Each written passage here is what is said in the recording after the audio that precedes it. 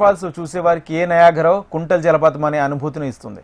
హైదరాబాద్ శివారు అబ్దుల్లాపూర్మేట్ మండలం Peddamberpet outer ring road కోడలి పక్కనే ఈ కత్వా జలాశయం ఉంది. వర్షాకాలం మొదలైన వెంటనే ప్రకృతి తన కొత్త అందాలను ఆవిష్కరిస్తుంది. ప్రస్తుతం జలాశయం నుంచి వరద నీరు దిగువకు పారుతూ జలపాతంలో ఆకర్షణీయంగా కల్పిస్తుంది. అయితే ఈ అందం వెనుకనే ప్రమాదం పొంచి ఉంది. సరైన రక్షణ చర్యలు లేకపోవడంతో ఎంతోమంది ప్రమాదవశాత్తు ఎక్కడి నుంచి మృతి చెందారు.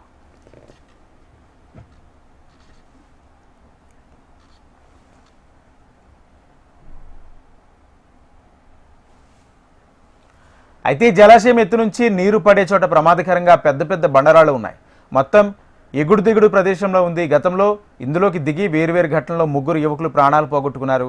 కానీ దీనికి రక్షణ చర్య లేకపోవడంతో రిమోట్ పోలీసులు జలాశయంలోకి ఎవరిని అనుమతించడం లేదు. ఈ జలాశయాన్ని సురక్షిత ప్రదేశంగా మార్చాలని, నీళ్లు పడే చోట ప్లాట్ఫామ్ నిర్మించడం, ఎగువ నుంచి ఎవరూ దోక్కుండా రక్షణ చర్యలు చేపట్టడం, వాగులో కొట్టుకుపోయి జాలి ఏర్పాటు తదితర చర్యలు చేపట్టాలని ప్రకృతి ప్రేమికులు కోరుతున్నారు.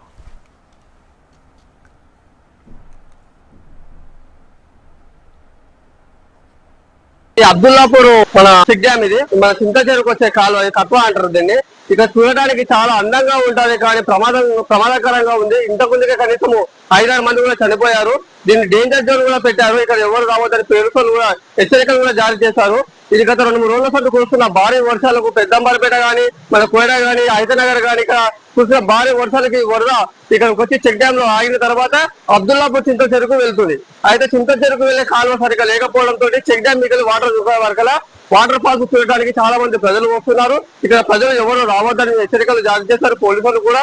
మేము చెప్తున్నాము, మరీ చెప్తున్నాం.